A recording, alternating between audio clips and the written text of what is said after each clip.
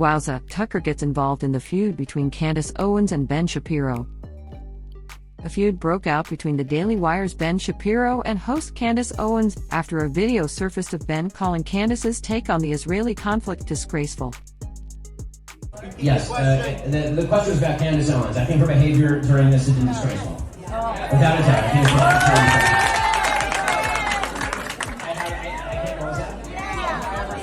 Yeah, she still works for my company.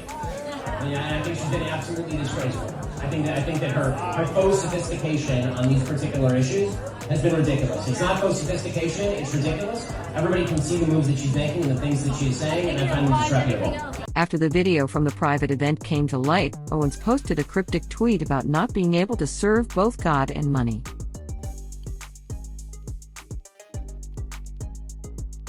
Shapiro saw the tweet and gave a mic drop response.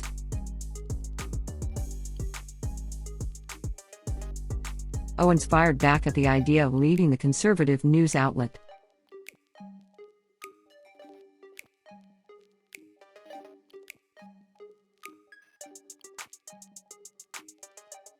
Owens took things a step further and went on Tucker Carlson's show to set the record straight. So I was out of the country yesterday and didn't have adequate internet access on the plane to really follow this, and I don't understand the context exactly, but the internet was dominated yesterday by video of Ben Shapiro, who you work with at the Daily Wire, I think it's fair to say, attacking you here. So maybe there's a point in the video where he explains what exactly you did wrong and how you were wrong. I haven't seen it. But to call somebody, quote, absolutely disgraceful, particularly a coworker, seems like a pretty big step. And I really don't know the background here. What is that about?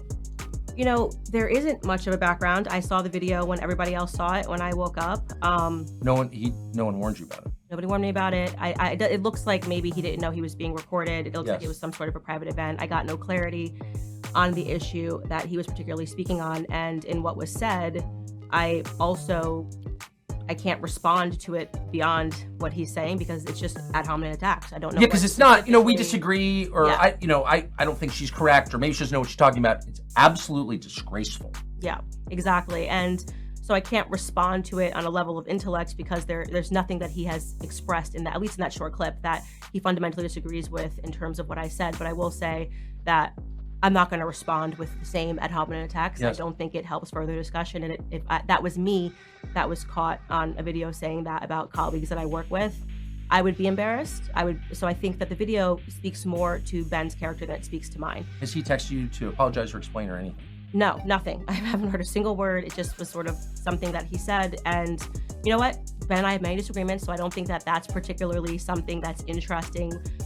We disagreed on the COVID vaccine. We disagree on Ukraine and Russia. He has taken virtually every stance that has been the opposite of mine on every issue over the last 5 years. So I don't think that that's particularly remarkable. Vaccine. Really, I didn't remember that. Yeah, he was pro the COVID vaccine. I was anti the vaccine. We were all idiots for not getting the vaccine. So that's totally fine. I am totally open to people having a difference in opinion. Right. I would hope that amongst colleagues that it would always be civil disagreement, and I would never in a private event stand on a table and talk badly about Ben. It's a little weird. So he was on the left on those three biggest issues of our time, is what you're saying?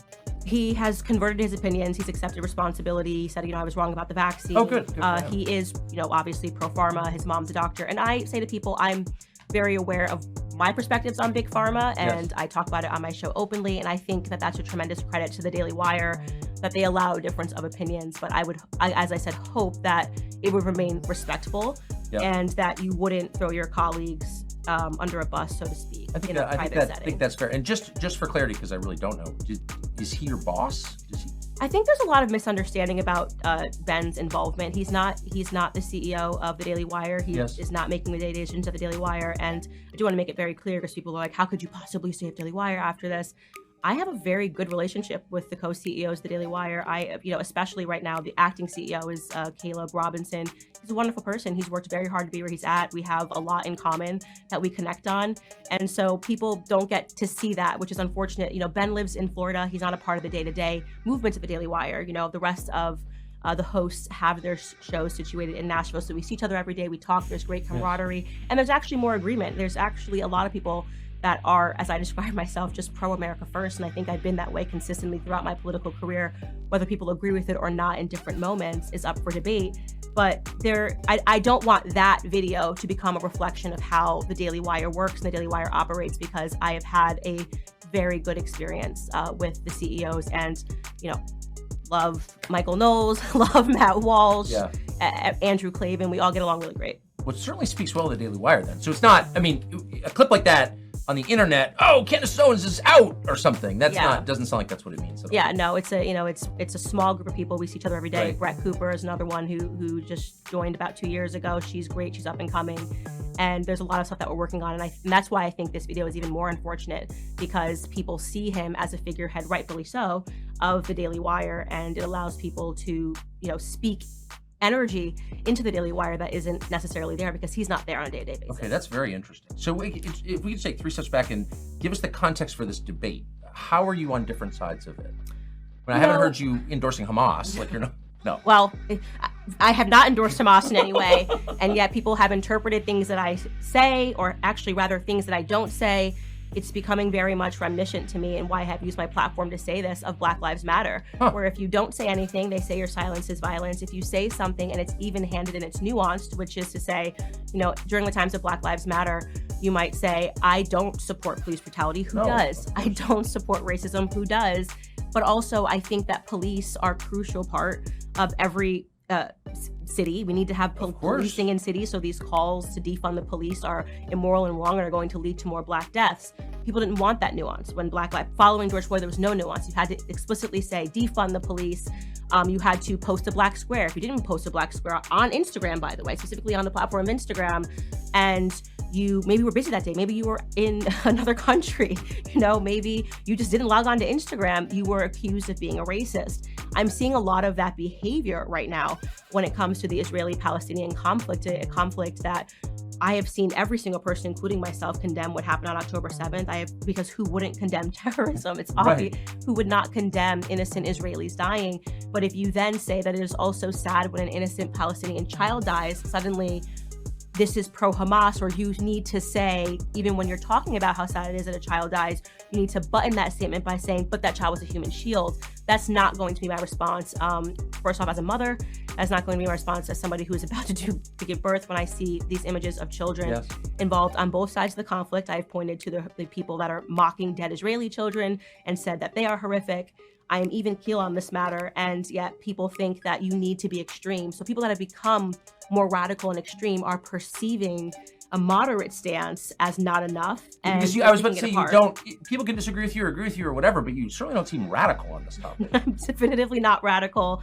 My stance has not changed in terms of whether or not America should be involved in this conflict. Whether we were talking about Afghanistan, my comments have been clear. They've been documented for years. Whether we are talking about Ukraine and Russia, my comments have been clear and they have been documented. I mean, you can go back to me even talking about NATO expansion before things erupted between Russia and Ukraine, and having a meaningful discussion about how much expansion is too much expansion. How would we feel if we had troops on our border? These are things that should be allowed in an academic discussion. You should be able to sit on stage and should be able to debate these ideas without using ad hominem attacks to say that you're a pro-Putin puppet or you're pro-terrorism. Even in the aftermath of 9/11, something that we all remember as part of my childhood. I think I was in 7th grade at the time, and I'm born in the New York City area, so this was a very big deal.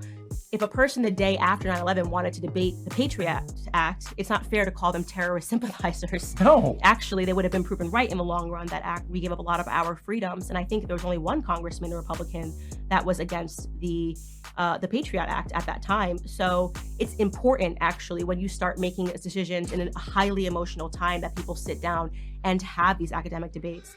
And there are people that are saying, no, it doesn't matter because people are dead, that you need to just choose a side, and that needs to be it. It needs to become tribal. What do you think? Is a moderate position allowed in this situation? Was Ben Shapiro justified in his criticism of Candace Owens? Sound off in the comments.